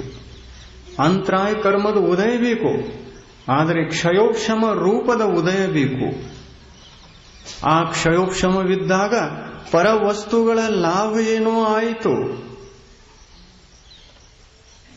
ಲಾಭವಾಗಲಿಕ್ಕೆ ಏನು ಕಾರಣ ಆಯಿತು? ಕ್ಷಯೋಕ್ಷಮ. ಯಾವುದರ ಕ್ಷಯೋಕ್ಷಮ? ಅಂತರಾಯ ಕರ್ಮ. ಅಂತರಾಯ ಕರ್ಮವು ಪುದ್ಗಲ. ಆ ಪುದ್ಗಲ ಕರ್ಮದ ಕ್ಷಯೋಕ್ಷಮದಲ್ಲಿ ಸಿಗುವಂತ ವಸ್ತುವು ಕೂಡ, ಲಾಭವಾಗಿರ್ತಕ್ಕಂಥ ವಸ್ತುವು ಕೂಡ ಪುದ್ಗಲ.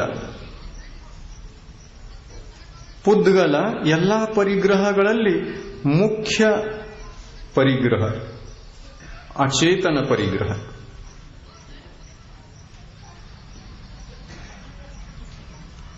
ಎಲ್ಲಾ ದ್ರವ್ಯಗಳಲ್ಲಿ ಪುದ್ಗಲ ದ್ರವ್ಯ ಒಂದು ಅಚೇತನ, ಆದರೆ ಎಲ್ಲಾ ಪರಿಗ್ರಹಗಳಲ್ಲಿ ಮುಖ್ಯ ಪರಿಗ್ರಹ ಜೀವಿಗೆ ಬಾರಿ ಬಾರಿಗೆ ಕೆಲಸದಲ್ಲಿ ಬರುವಂಥದ್ದು, ಜೀವಿಗೆ ಬಾರಿ ಬಾರಿಗೆ ರಾಗದ್ವೇಷಗಳನ್ನು ಮಾಡಿಕೊಳ್ಳಲಿಕ್ಕೆ ಕಾರಣವಾಗುವಂಥದ್ದು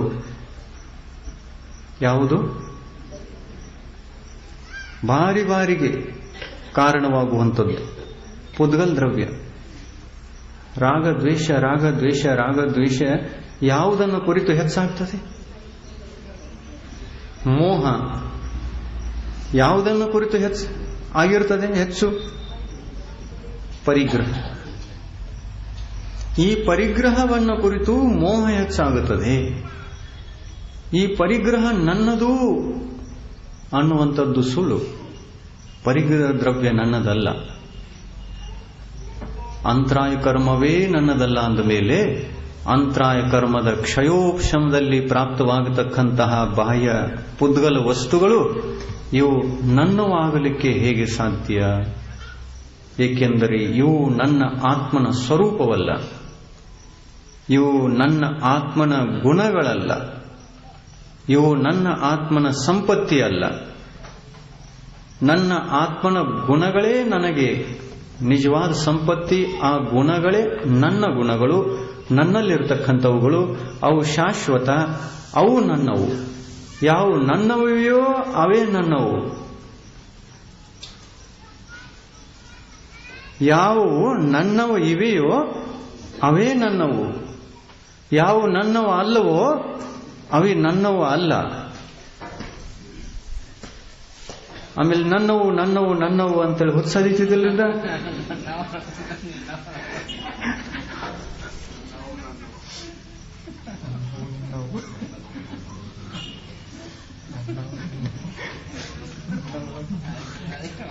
ನನ್ನವು ನನ್ನವು ನನ್ನವು ಅವುಗನು ನನ್ನವು ನನ್ನವು.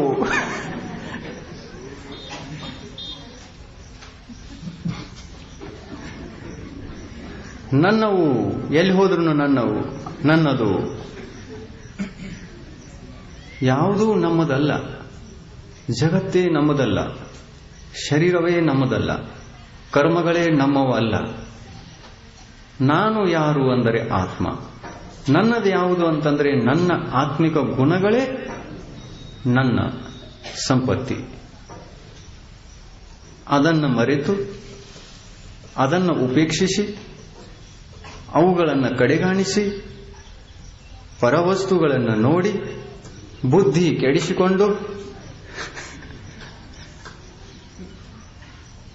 ಕೆಡಿಸಿಕೊಂಡಿದೆಯಲ್ಲ. ಪರವಸ್ತುಗಳಿಗೆ ನನ್ನವು ಅನ್ನುವಂಥ ಬುದ್ಧಿ ಬಂದಿತು ಅಂತಂದ್ರೆ ಅದು ಕೆಟ್ಟು ಹೋದ ಬುದ್ಧಿಯೋ ಅಥವಾ ಒಳ್ಳೆಯ ಬುದ್ಧಿ? ಅದು ಕೆಟ್ಟು ಹೋದ ಬುದ್ಧಿ. ನನ್ನದು ನನ್ನದು ನನ್ನದು ಎಂದೂ ಅನ್ನಬಾರದು.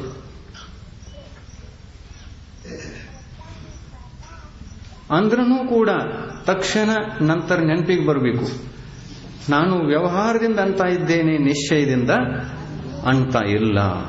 ಈ ಮಾತು ನೆನಪಿಗೆ ಬರಬೇಕು. ಈ ಮನೆ ನಮ್ಮದು, ಈ ಹೊಲ ನಮ್ಮದು, 4 ಎಕರೆ. ಸೀಮೆಯಿಂದ ಯಾರೂ ಒಳಗೆ ಬರಬಾರದು, ಯಾಕೆಂದ್ರೆ ಇದು ನನ್ನದು. ಇದು ಹುಚ್ಚುತನ. ಎಲ್ಲಿ ತನಕ ಇರೋದು? ಎಲ್ಲಿ ತನಕ ಉತ್ತಮ ತ್ಯಾಗ ಬದುಕಿನಲ್ಲಿ ಬರುವುದಿಲ್ಲ ಅಲ್ಲಿ ತನಕ ಈ ಹುಚ್ಚು ಹೋಗುಲ್ಲ. ನಾಯಿಗೆ ಹುಚ್ಚಾಯ್ತಂದ್ರೆ ಅದು ಹುಚ್ಚು ಆಯ್ತ. ಅದು ಇಂಥದ್ದು ಹುಚ್ಚು ನಾಯಿ ಯಾರಿಗ್ರ ಕಳಿಸ್ತಂದ್ರ ಅವನು ಹುಚ್ಚ, ಅವನು ಹುಚ್ಚಾದ. ನನ್ನದು ಅನ್ನತಕ್ಕಂಥ ಹುಚ್ಚುತನ ಇದು ಹುಚ್ಚುತನ. ಇದನ್ನೇ ಮತ್ತೆ ಯಾರಿಗೂ ಹೇಳಿ ಕಲಿಸಿಕೊಟ್ರಿ ಅಂತಂದ್ರೆ ಅವನು ಹುಚ್ಚಾಗವನಿಲ್ಲ. ಹುಚ್ಚು ಹಚ್ಚಿಬಿಟ್ರಲ್ಲ ಇದು ನಿಂದು, ನೀವು ಅದು ಒಳಗೆ ಬರ್ಕದಾರ ನೋಡಿ, ಸೀಮಾದಿಂದ ಒಳಗೆ ಬರ್ಕೊಂಡು ನಿಂದೋ ಅಂದ ತಕ್ಷಣ ಹೋದಲ್ಲ ನಂದು ಇದ.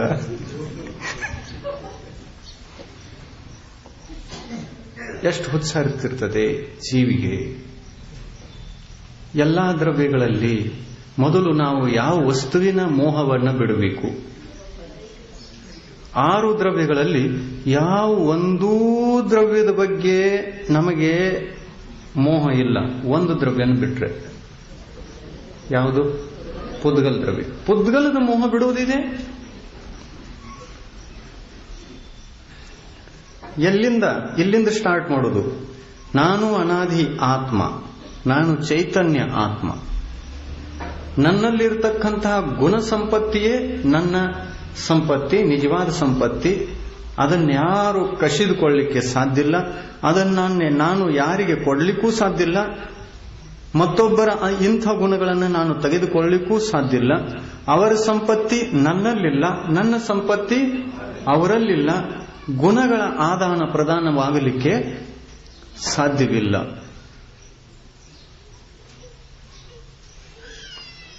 ಹೇಗೆ ಕೊಡುವರು? ನಮ್ಮಲ್ಲಿ ಜ್ಞಾನ ಇದೆ, ಉಪದೇಶ ಕೊಡ್ತಾ ಇದ್ದೀವಿ.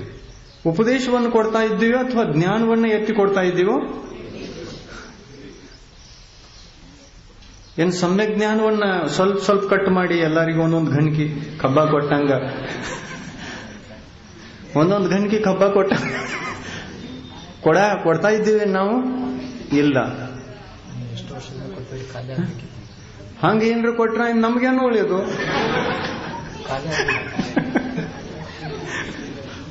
ಸ್ವಲ್ಪ ಸ್ವಲ್ಪ ಇದು ಒಂದು ಕಬ್ಬಿನಂಗ ಎಲ್ಲಾದ್ರೂ ಕೊನೆ ಇರ್ತಿತ್ತಂದ್ರೆ ಎಲ್ಲಾರಿಗೆ ನಾವು ಕೊಟ್ಟು ಮುಗಿಸಿಬಿಟ್ಟು ಅಂತಂದ್ರೆ ನಮಗೇನು ಒಳ್ಳೇದು ಆಮೇಲೆ?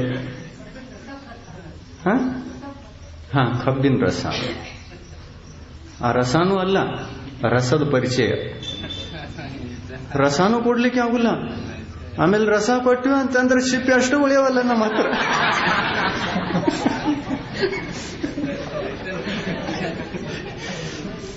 ಈ ಸಿಪ್ಪೆಯನ್ನು ತಗೊಂಡು ಏನ್ ಮಾಡೋಣ ನಾವು?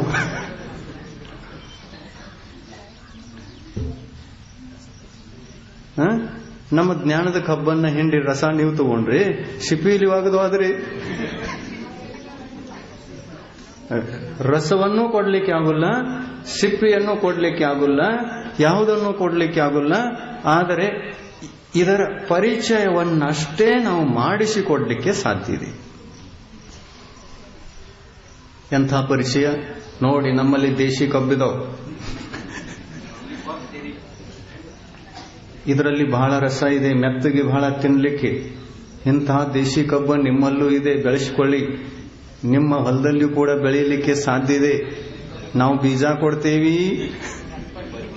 ಬೀಜ ಅಂದ್ರೆ ಎಂಥದ್ದು? ಪರಿಚಯವೇ ಬೀಜ. ಈ ಪರಿಚಯ ಅಂತಂದ್ರೆ ಕಬ್ಬಿನ ಬೀಜ. ಇದನ್ನು ತಕ್ಕೊಂಡು ಹೋಗಿ ಉಪದೇಶ ಕೇಳಿ. ನಮ್ಮ ಉಪದೇಶವೇ ಬೀಜ.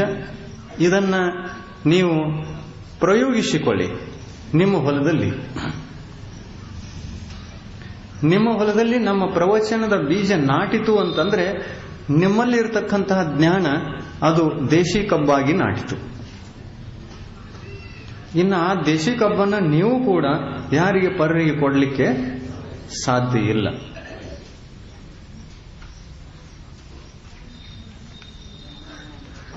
ಮತ್ತೆ ಹಂಗೇನಾದ್ರೂ ಕೊಡುವಂತ ಅದರಲ್ಲಿ ಕೊಡುವಂತದ್ದೇನಾದ್ರೂ ಸಂಭಾವನೆ ಇರ್ತಿದ್ರೆ ಏನಾಗ್ತಿತ್ತು ಗೊತ್ತಾ? ಆಮೇಲೆ ತ್ಯಾಗ, ತಪಸ್ಸು ಇದನ್ನೇನು ಮಾಡುವಂತ ಅವಶ್ಯಕತೆ ಇರ್ತಿರ್ಲಿಲ್ಲ. ಸಿದ್ಧ ಪರಮೇಷ್ಠಿಗಳಿಗೆ ಡೈರೆಕ್ಟ್ ಕೈ ಮುಗಿದು, ಇಲ್ಲಿ ದೇಶಿ ಕಬ್ಬಾ ತಿನ್ಕೋತ ಹೋಯ್ದೇವ್ರು, ನೀವು ಸಕ್ರಿ ಕಳಿಸ್ರಿ ಅಂತೇಳಿ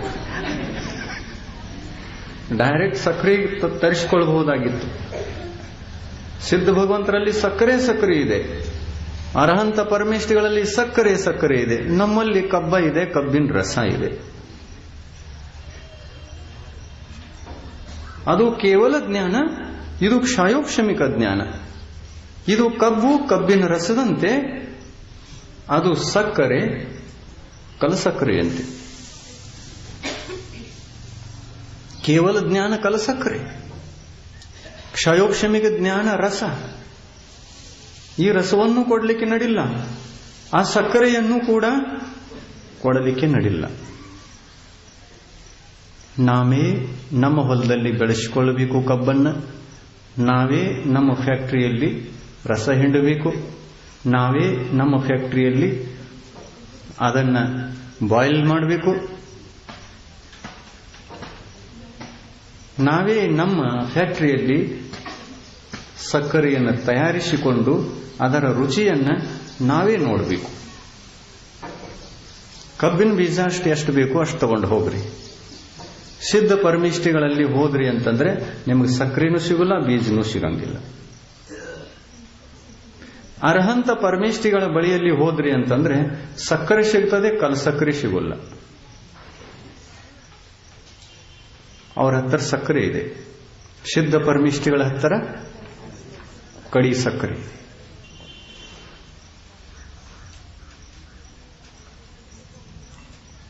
ಉತ್ತಮ ತ್ಯಾಗ. ಇವತ್ತು ಯಾವ ಧರ್ಮ? ಉತ್ತಮ ತ್ಯಾಗ. ಎಲ್ಲಕ್ಕಿಂತ ಮೊದಲು ಬಾಹ್ಯ ದೃಷ್ಟಿಕೋನದಿಂದ ನೋಡಿದ್ರೆ, ಬಾಹ್ಯದ ಅಪೇಕ್ಷೆಯಿಂದ ನೋಡಿದ್ರೆ, ನಮಗೆ ಯಾವ ವಸ್ತುವಿನ ಬಗ್ಗೆ, ಯಾವ ದ್ರವ್ಯದ ಬಗ್ಗೆ ಹೆಚ್ಚು ಮೋಹ ಇರ್ತದೆ, ಆ ದ್ರವ್ಯವನ್ನೇ ನಾವು ಮೊದಲು ತ್ಯಾಗ ಮಾಡಬೇಕು. ಅದರ ಮೋಹವನ್ನು ಬಿಟ್ಟುಕೊಡಬೇಕು. 6 ದ್ರವ್ಯಗಳಲ್ಲಿ ಯಾವ ದ್ರವ್ಯದಿಂದ ಹೆಚ್ಚಿಗೆ ಮೋಹ ಆಗ್ತದೆ? ಪುದ್ಗಲ್ ದ್ರವ್ಯ ಒಂದೇ. ಶರೀರದಿಂದ ಮೋಹ. ಆ ಶರೀರಕ್ಕಾಗಿ ಇದಕ್ಕೆ ಹಸಿವೆ ಇದೆಯಲ್ಲ, ವೇದನೆ ಇದೆ. ಈ ಹಸಿವೆಗಾಗಿ ಆಮೇಲೆ ಮನೆ, ಹೊಲ, ಬೆಳೆ, ಪುರುಷಾರ್ಥ, ಹೊಲ, ದುಡಿಯುವುದು, ದುಡಿಮೆ ಎಲ್ಲವೂ ಇದೆ. ಕರ್ಮಭೂಮಿಯಲ್ಲಿ ದುಡಿಮೆ ಇದೆ, ಹಸಿವೆಯನ್ನು ಇಂಗಿಸಿಕೊಳ್ಳಲಿಕ್ಕೆ. ಭೋಗಭೂಮಿಯಲ್ಲಿ ದುಡಿಮೆ ಇಲ್ಲದೆ ಸುಖ ಇದೆ. ಸ್ವರ್ಗದಲ್ಲಿ ದುಡಿಮೆ ಇಲ್ಲದೆ ಸುಖ ಇದೆ. ಮ್ಲೇಚ್ಛ ಖಂಡಗಳೆಲ್ಲ ಕರ್ಮಭೂಮಿಗಳು, ಅಲ್ಲಿ ದುಡಿಮೆಯಿಂದ ಸುಖ ಇದೆ. ಆರ್ಯಖಂಡಗಳಲ್ಲಿ 170 ಆರ್ಯಖಂಡಗಳು, ಇವುಗಳಲ್ಲಿಯೂ ಕೂಡ ದುಡಿಮೆ ಇದೆ. ದುಡಿಮೆಯಿಂದ ಸುಖ, ದುಡಿಮೆಯಿಂದ ಸುಖ. ಆ ಸುಖ ಯಾವುದು? ಆತ್ಮಿಕ ಸುಖವೋ ಅಥವಾ ದೈಹಿಕ ಸುಖ? ದೈಹಿಕ ಸುಖ. ಇಂದ್ರಿಯ ಸುಖವೋ ಅಥವಾ ಅತೀಂದ್ರಿಯ ಸುಖ? ಇಂದ್ರಿಯ ಸುಖ. ಇಂದ್ರಿಯಗಳು ಆತ್ಮನಿಗಿವೆಯೋ ಅಥವಾ ಶರೀರಕ್ಕೆ? ಶರೀರಕ್ಕಿವೆ. ಹಸಿವೆ ಎಂಬುದು ಆತ್ಮನಿಗಿದೆಯೋ ಅಥವಾ ಶರೀರಕ್ಕೆ? ಶರೀರಕ್ಕೆ. ಯಾರಿಗೆ ಶರೀರ ಇಲ್ಲ ಅವರಿಗೆ ಹಸಿವೆ ಇಲ್ಲ. ಯಾರಿಗೆ ಶರೀರ ಇದ್ದರೂ ಹಸಿವೆ ಇಲ್ಲ ಅಂತಂದ್ರೆ ಅವರು ಅರ್ಹಂತರಷ್ಟೇ. ಒಬ್ಬರೇ ಶರೀರಿದ್ದು ಹಸಿವೆ ಇಲ್ಲ. ಆದರೆ ಶರೀರ ಇದ್ದು ಆಹಾರ ಇಲ್ಲದೇ ಇರುವವರು ಯಾರಾದರೂ ಇದ್ದಾರೆ? ಶರೀರಿದ್ದು ಆಹಾರ ಬೇಕಾಗಿಲ್ಲ, ಹಸಿವಿಲ್ಲಂದ್ರೂ ಕೂಡ ಆಹಾರ ಬೇಕೇ ಬೇಕು. ಹಸಿವೆ ಇಲ್ಲಂದ್ರೂ ಕೂಡ ಆಹಾರ ಬೇಕೇ ಬೇಕು. ಹಾಗೆ ಯಾರಿದ್ದಾರೆ? ಅರಿಹಂತ ಪರಮೇಷ್ಠಿಗಳು. ಯಾವ ಗುಣಸ್ಥಾನದವರು? 13ನೇ ಗುಣಸ್ಥಾನದವರು. ಆಮೇಲೆ ಶರೀರ ಇದ್ರೂ ಕೂಡ ಆಹಾರ ಬೇಕಾಗಿಲ್ಲ, ಹಸಿವೇನೂ ಇಲ್ಲ ಅನ್ನುವಂತ ಶರೀರಧಾರಿ ಯಾರಾದರೂ ಇದ್ದಾರೆ? ಗುಣಸ್ಥಾನಗಳ ಅಪೇಕ್ಷೆಯಿಂದ ವಿಚಾರಿಸಿ ನೋಡಿ. ಶರೀರ ಇದ್ರೂ ಆಹಾರ ಇಲ್ಲ ಅನ್ನುವಂಥವರು ಯಾರಿದ್ದಾರೆ?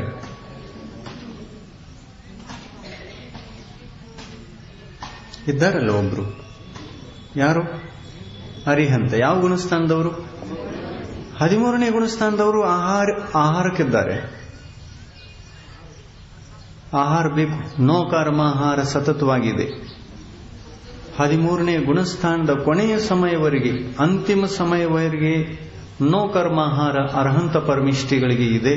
ಆದರೆ ಹಸಿವೆ ಇಲ್ಲ.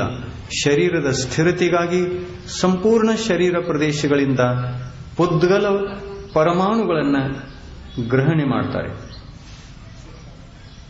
13ನೇ ಗುಣಸ್ಥಾನದಲ್ಲಿ ಆಹಾರ ಇದೆ, ಹಸಿವೆ ಇಲ್ಲ. ಆಹಾರ ಇದೆ.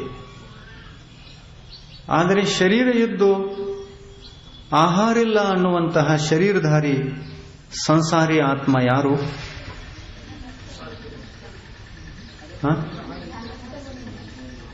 ಅರ್ಹಂತರಿಗೇನೆ ಹೇಳಬೇಕು. ಯಾವ ಗುಣಸ್ಥಾನದವರು? 13ನೇ 14ನೇ ಗುಣಸ್ಥಾನದ ಅರಿಹಂತರು. ಅರಿಹಂತರು 14ನೇ ಗುಣಸ್ಥಾನದವರು. ಇಲ್ಲಿ ಪುದ್ಗಲ ಪರಮಾಣುಗಳ ಗ್ರಹಣೆ ಇಲ್ಲ. ಶರೀರಕ್ಕೆ ಬೇಕಾಗುವಂತಹ ಪುದ್ಗಲ ಪರಮಾಣುಗಳ ಗ್ರಹಣೆ 14ನೇ ಗುಣಸ್ಥಾನದಲ್ಲಿ ಇಲ್ಲ. ಆಮೇಲೆ ಕರ್ಮ ಪುದ್ಗಲ ಪರಮಾಣುಗಳನ್ನು ಕೂಡ ಅವರು ಗ್ರಹಣೆ ಮಾಡ್ತಾ ಇಲ್ಲ.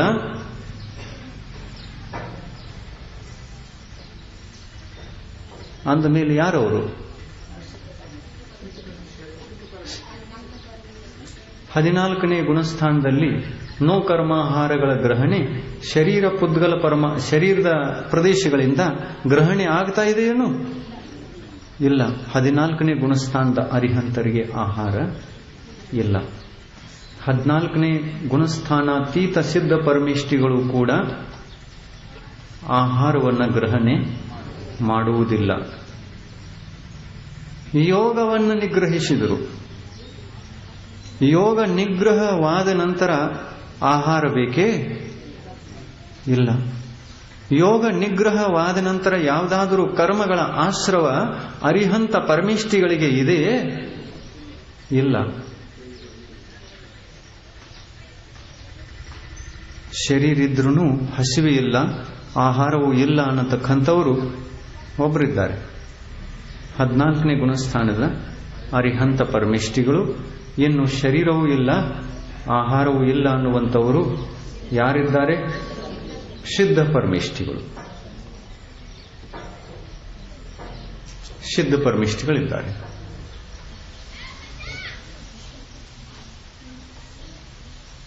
ಎಷ್ಟಾಯಿತು ಸಮಯ? ಎಷ್ಟು ಸಮಯ ಕೇಳಬೇಕು ಅಂತೀರಾ? 4:15 5? 5 ಗಂಟೆ ಆಗಲಿ ಬೇಡ? ಇನ್ನು ಸೋಮವಾರ? ಸೋಮವಾರ, ಸೋಮ, ಚಂದ್ರವಾರ. ಇಂದು ಸೋಮವಾರ.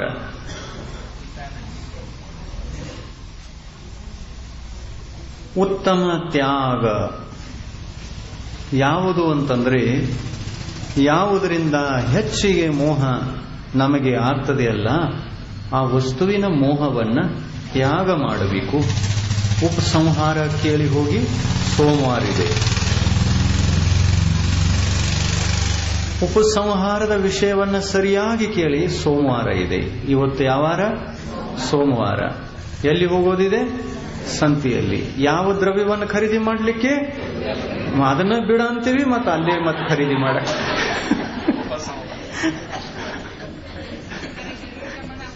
ಮತ್ ಸೋಮವಾರ ಅಂತ ಬಿಟ್ರೆ ಮತ್ತೆ ಅಲ್ಲೇ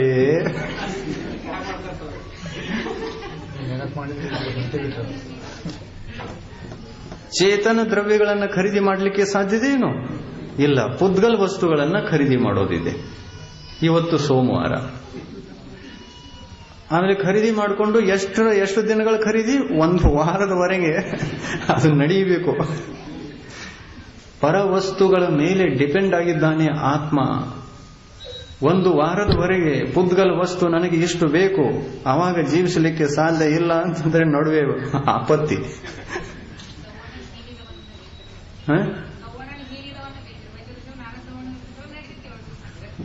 ವಜ್ರ ಋಷಭ ನಾರಾಜ್ ಸವನಂತವರು ಕೆಲವೊಬ್ರು ಹಿಂಗ್ ಮಾಡಿದ್ರು, ಏನ್ ಮಾಡ್ಲಿಲ್ಲ. ಅವರು ಕೂಡ ಕರ್ಮ ಕಟ್ಕೊಂಡು 7ನೇ ನರಕಕ್ಕೆ ಹೋದ್ರು. ಸಹನನ ಏನ್ ಕಾರಣ ಆಯ್ತು? ಶಿಕ್ಕು ಏನು ಉಪಕಾರ ಮಾಡಿತು? ಆ ಸೌನನದ ಉಪಕಾರ ನಾವು ಮಾಡಿಕೊಂಡಾಗ ಮಾತ್ರ ಇದೆ. ಸೌನನವು ಕೂಡ ಪುದ್ಗಲ. ಆ ಪುದ್ಗಲದಲ್ಲಿ ಹುಟ್ಟಿರ್ತಕ್ಕಂಥ ಆತ್ಮ ತಾನು ತನ್ನ ಈ ಹುಚ್ಚುತನವನ್ನು ಬಿಡಲಿಲ್ಲ ಅಂತಂದ್ರೆ, ವಜ್ರಋಷಭ ನಾರಾಜ್ ಸವನನ ನಮ್ಗೇನ್ ಮಾಡೋದಿದೆ? ಅದು ಸಿಕ್ಕಾಗ ನಾವೇ ಹುಚ್ಚು ಅಂತಂದ್ರೆ ಎಲ್ಲಕ್ಕಿಂತ ಸ್ಟ್ರಾಂಗ್ ನಾಯಿ ಅದು.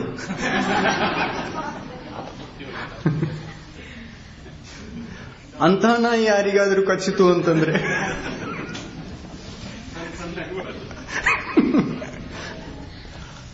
ಅಂಥ ನಾಯಿ ಯಾರಿಗಾದ್ರೂ ಕಚ್ಚಿತು ಅಂತಂದ್ರೆ ಏನ್ ಗತಿ? ವಜ್ರಋಷಭ ನಾರಾಜ್ ಸವನಂದಾರಿ ನಾಯಿ ಕಚ್ಚಿತು ಅಂತ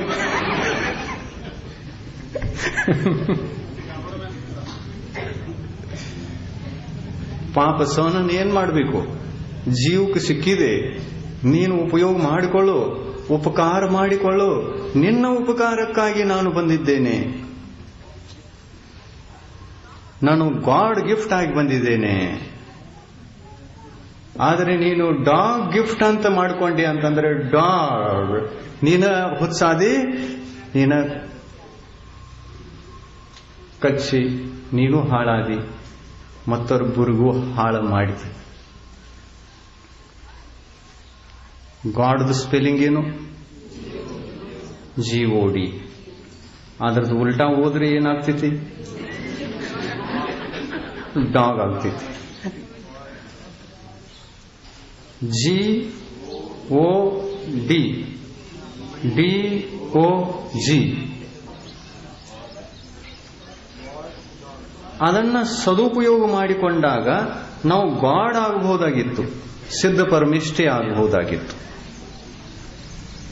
ಆದರೆ ಅದನ್ನು ದುರುಪಯೋಗ ಮಾಡಿಕೊಂಡ್ರೆ ನಾವು ಡಾಗ್ ಆಗಿ ಹುಟ್ಟುತ್ತೇವೆ.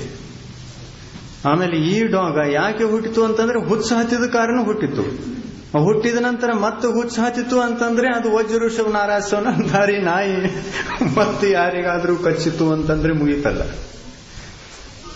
ಪಾಪ ಎಷ್ಟೋ ಜನ ಈ ತರದಲ್ಲಿ ಸತ್ ಹೋಗ್ತಾರೆ.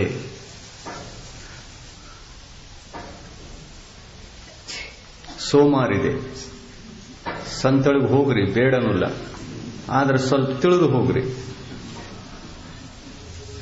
ಹುಚ್ಚಾಗಿ ಹೋಗೋದಿಲ್ಲ.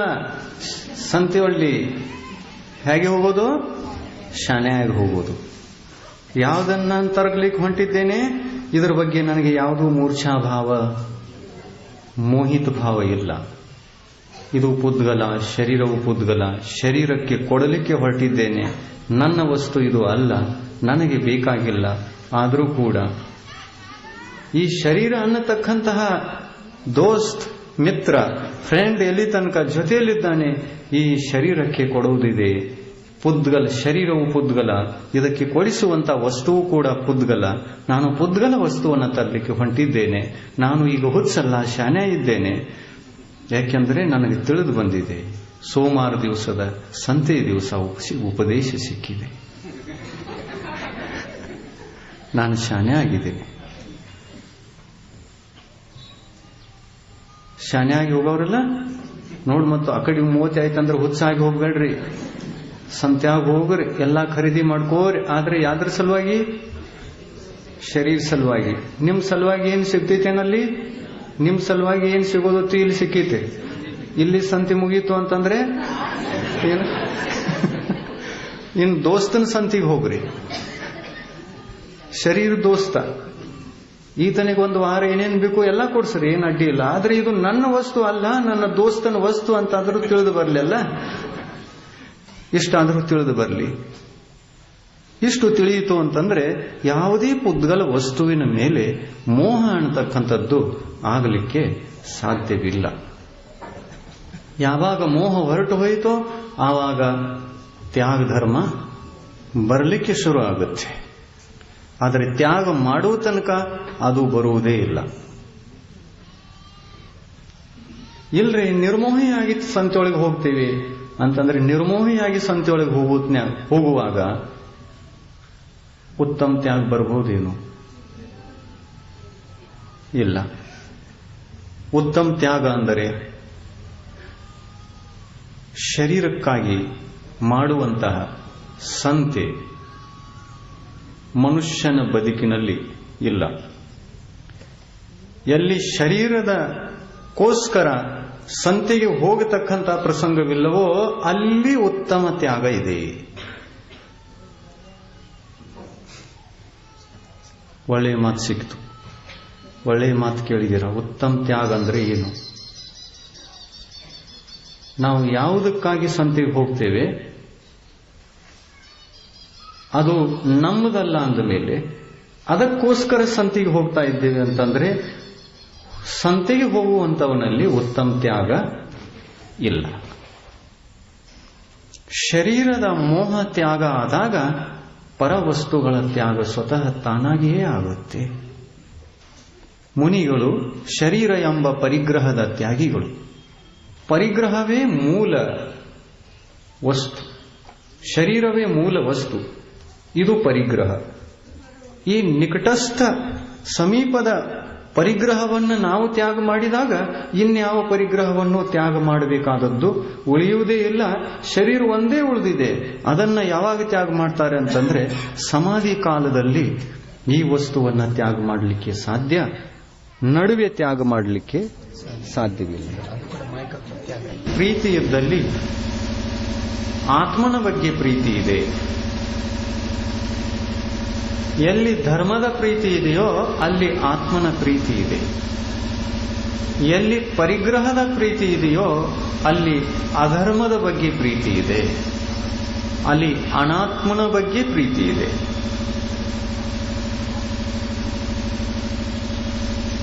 ಯಾವುದು ನಾನು ಅಲ್ಲವೋ ಅದೇ ಅನಾತ್ಮ, ಯಾವುದು ನಾನು ಅದೇ ಆತ್ಮ. ಆತ್ಮನಲ್ಲಿ ಸಂಸಾರದಲ್ಲಿರುವಾಗ ತ್ಯಾಗದತ್ತ ಸಾಗುವಂತಹ ದಶಧರ್ಮಗಳು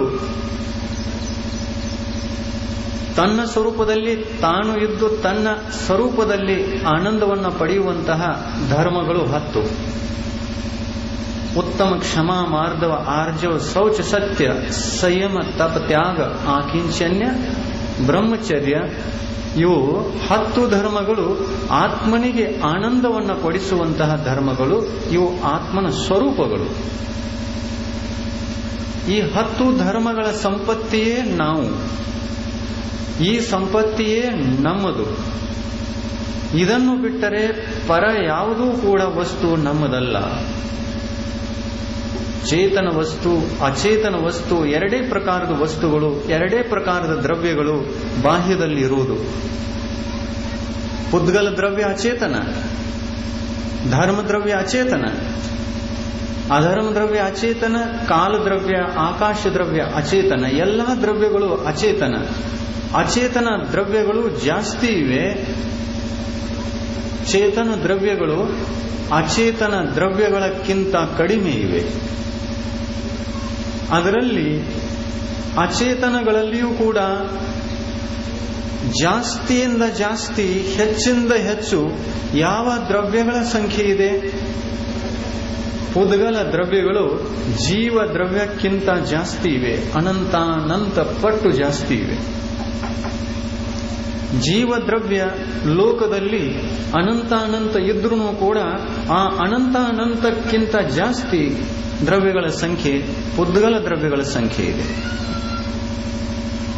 ಜೀವಗಳು ಕಡಿಮೆ, ಪುದ್ಗಲ ದ್ರವ್ಯಗಳು ಹೆಚ್ಚು, ಜಾಸ್ತಿ.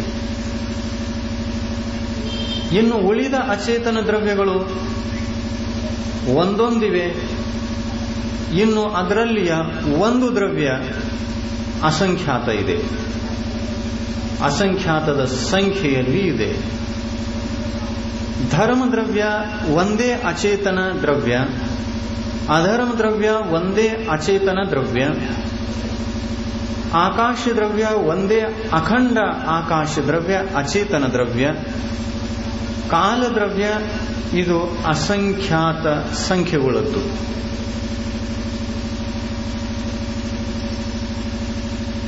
ಲೋಕಾಕಾಶದಲ್ಲಿ ಕೇವಲ ಈ ಆಕಾಶ ದ್ರವ್ಯ, ಕಾಲದ್ರವ್ಯ ಇದೆ.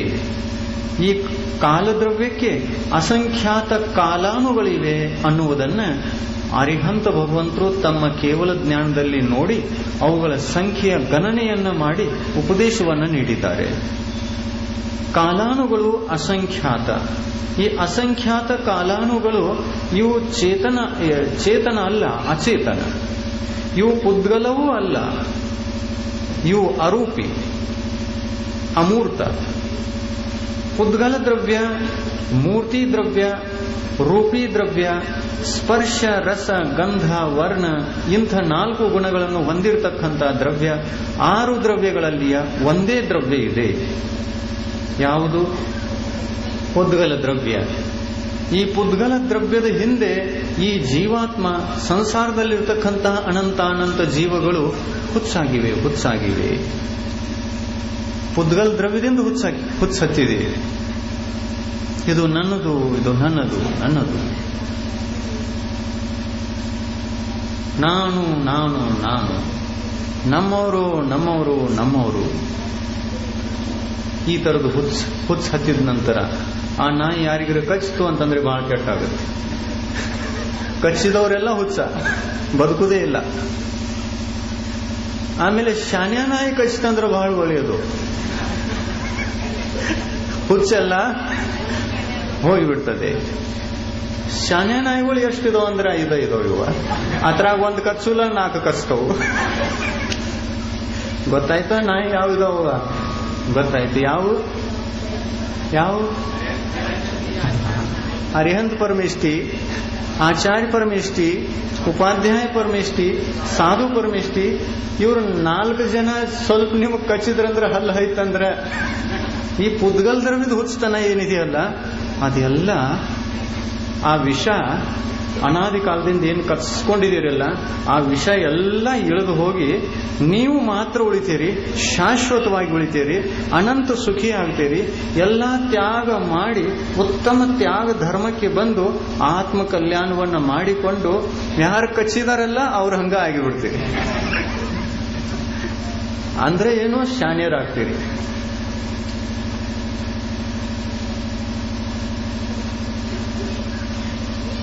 ಎಷ್ಟು ಜನ ಕಚ್ಚಿಸ್ಕೊಳ್ಳೋರು?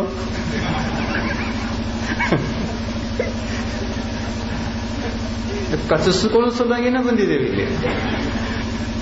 ಇಲ್ಲಿ ಕಚ್ಚಿಸ್ಕೊಂಡು ಸಂತಿಗೆ ಹೋದ್ರೆಲ್ಲ ಸೋಮವಾರ ಸಂತಿ ಹೊತ್ತ ಅಲ್ಲಿ ಹುಚ್ಚ ನಾಯಿ ಕಡಿದ್ರು ವಿಷಾನೇ ಇರೋಲ್ಲ ನಿಮ್ಗ. ಬೇಕಾದಷ್ಟು ಹುಚ್ಚ ನಾಯಿಗಳು ಕಚ್ಚಲಿಲ್ಲ, ವಿಷ ಇರುವುದೇ ಇಲ್ಲ ನಿಮಗೆ. ನೀವು ಯಾವ ವಸ್ತುವನ್ನು ನೋಡ್ತಿರಲ್ಲ ಅದರಿಂದ ಮೋಹ ಆಗೋಲ್ಲ ನಿಮಗೆ. ಮೋಹ ಆಗಲಿಲ್ಲ ಅಂದ್ರೆ ಅದು ಕಚ್ಚಲಿಲ್ಲ. ಮೋಹ ಆಯ್ತು ಅಂತಂದ್ರೆ ಕಚ್ಚುತ್ತೆ, ಮೋಹ ಆಗಲಿಲ್ಲ ಅಂತಂದ್ರೆ ಕಚ್ಚೋದೇ ಇಲ್ಲ. ಏನ್ ಮಾಡೋರು? ಇವತ್ತು ಸೋಮವಾರ 8ನೇ ದಿವಸ, ಉತ್ತಮ ತ್ಯಾಗ ಧರ್ಮ ಅಂತಂದ್ರೆ 8ನೇ 9ನೇ ದಿವಸ ಇದು. ಇನ್ನೆಷ್ಟು ದಿವಸ ಉಳಿದು? ಇನ್ನು 2 ದಿವಸ. ಇನ್ನು 2 ದಿವಸದಾಗ ಏನಾದ್ರೂ ನಾವು ಕಚ್ಚಿದ